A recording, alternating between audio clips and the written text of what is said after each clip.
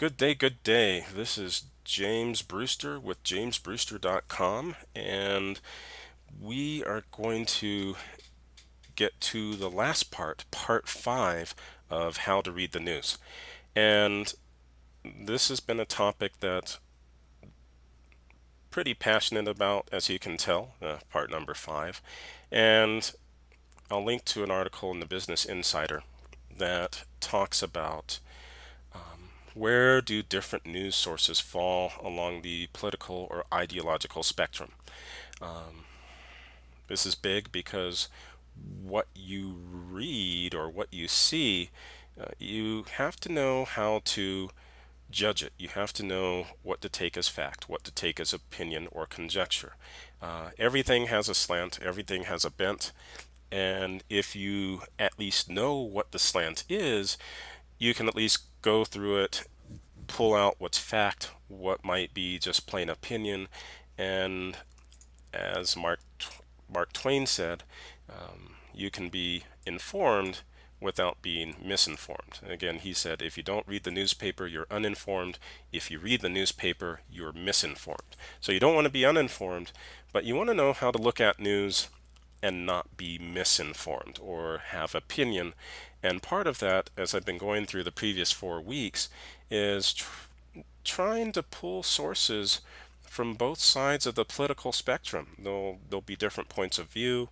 Uh, there'll be different insights, focusing on different things. And if you just read one source, you're more likely to have to view things through the colored lens, or maybe even the lens where, hey, maybe you like President Donald Trump, or maybe you don't like President Donald Trump. And if you only read the stuff that's on your side of the spectrum, that's how your vision's going to become clouded. And in the case of, like in the case of liberals, maybe there's something that says that, hey, President Trump's not going to be indicted, but you won't see that if you read only New York Times and New Yorker Slate.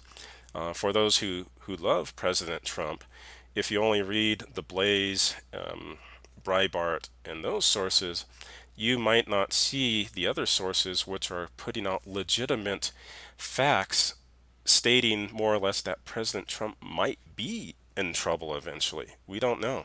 But if you only look at one side of the spectrum, you're going to miss the entire picture.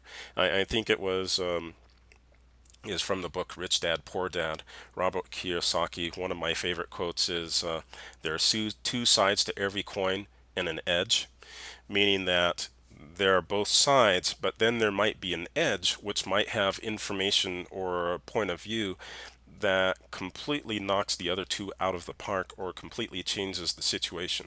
And with it news, you want to do your best to try to look for the two sides to every coin and an edge.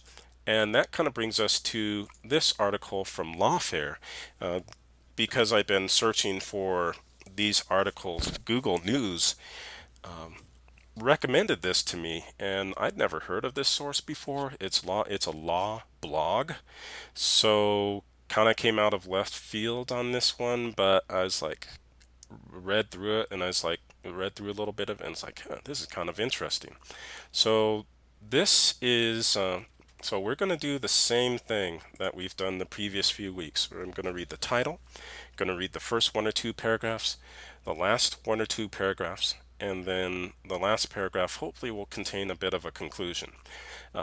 And this is to tell, so if you can do this, then you can make a judgment call as to, hey, do you want to read the entire article? Is the entire article worth your time? Because you don't have to read the entire thing to determine whether or not you want to waste or use your time on it. You can just skim through it and see what it's all about and make a judgment call from there. So without further ado, what Michael Cohen's plea and Paul Manafort's conviction mean for Trump and the Mueller investigation. So right in that title, there's a boatload in this. And also because this is lawfare, yeah, there's some stuff that your eyes might glaze over on this, but yeah, it's okay. In the history of the American Republic, there has never been a single hour in which, in two separate courts, in cases prosecuted by two separate offices, a president's former campaign manager and his former lawyer simultaneously joined his former national security advisor as felons, and one of them implicated the president in criminal activity. Normally, the sort of felonies that Paul Manafort was convicted of Tuesday and to which Michael Cohen pleaded guilty are on beyond the scope of what lawfare covers.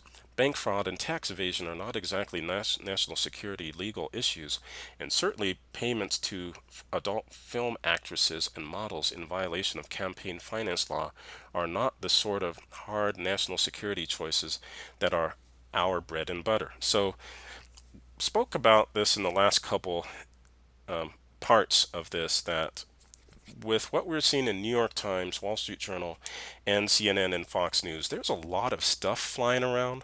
But here, Lawfare is saying the same thing that bank fraud and tax evasion are not exactly national security legal issues, meaning that the whole Mueller investigation was started to look for what? Connections with Russia.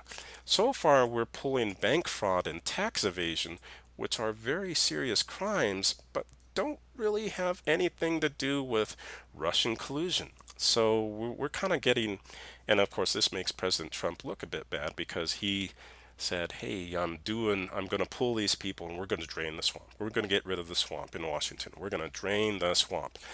Bank fraud and tax evasion kind of seems kind of swampish to me, and I think the Wall Street Journal did comment on that as well. It's like if this isn't Russian collusion, it's still kind of not good. So again, a lot of stuff in these two paragraphs. So we're going to scan down. So they kind of now they I read a little bit of this, and they're going to do 7 questions and some related observations. So this is pretty in depth. So we're just going to skim through this, however. Yeah, another Trump tweet. That seems to be the thing here. So most fundamentally, the burden lies with the president himself not to behave in fashions that necessitate such investigations, and when they are necessary to handle them in a manner that minimizes the dangers. Perhaps the greatest danger at this moment is that can have one can have no confidence that Trump understands this. As the cloud over the president darkens, we are entering a dangerous period. So, so what they're talking about is all this stuff doesn't mean that the president should be above investigation. Um, Maybe he should be investigated, maybe he shouldn't. Um, And here they're also saying, to the contrary, as described above, the prosecutors have shown evidence of serious criminal conduct on the part of Trump's inner circle, and unveiling Russia's role in the election interference is a matter of great importance for the American democracy. So kind of saying about the same thing. We've revealed a lot of serious stuff, but notice how like all of this is unveiling Russia's role. We still haven't uncovered anything where, President Putin directed Cohen or Manafort to do X, Y, Z and pay off the the adult film stars and actresses. We don't see that connection where we have serious stuff, we have serious implications, but where is Russia in all this? Still not coming up. Or I don't know if it will. Personally, I think that if we're going to find something connected with Russia, I think we would have found it already. From what I've heard of Robert Mueller, like him or hate him, he's a pretty sharp guy, and he was the head of the FBI for a few years. So I would assume that if anyone would have dug something up by now, after nearly 2 years, it would have been him.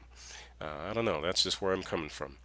Now, the other fun thing in this is that they're kind of looking at how President Trump behaves, and we know that he does kind of shoot from the hip, and um,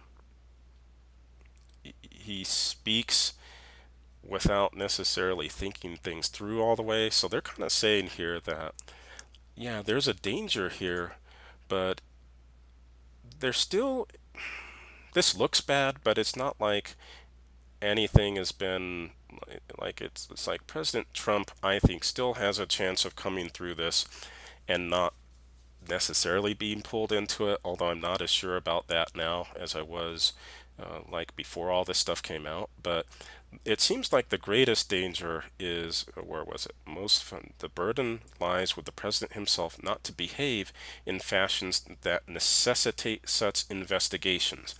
Meaning that if President Trump kind of plays it cool, says, hey, this is serious, I'm sorry I'd hired these guys, I'm getting everyone else who has these connections out of my life. Um, if he plays it cool, there might be a chance he'll come through this unscathed. Again, I'm not sure of that, but there might be a chance. But if he starts, uh, shall we say, going off on tweet storms like he often has done in the past, it might raise more suspicion and do more damage than not. So, and yeah, no one can have confidence that Trump understands this. Does he understand that at this point he just needs to shut up. He just needs to not go on Twitter unless he's talking about actual policy. He just needs to leave this alone, kind of distance himself. I don't know if firing Mueller is the best move at this point, but he just kind of needs to let it sit and not keep poking the bear, so to speak.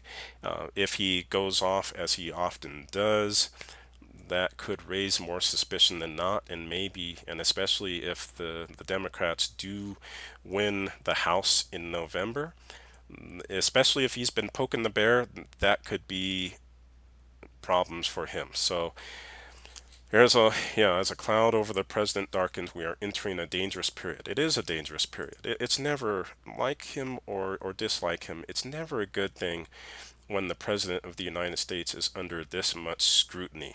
There are dangers here, big ones.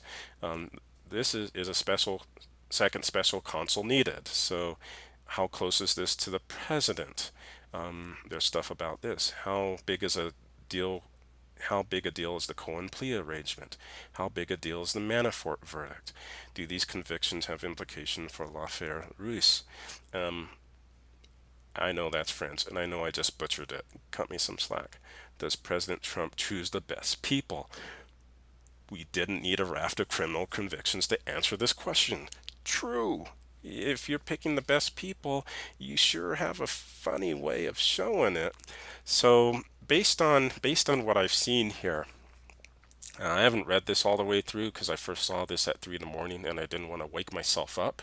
But this is also an article that I would definitely read because they have a lot of, it seems like they have a lot of good insights here and a lot of good facts that maybe the other articles we've looked at so far don't go into. And you do get a different perspective. Lawfare, and they cover national security choices. So they cover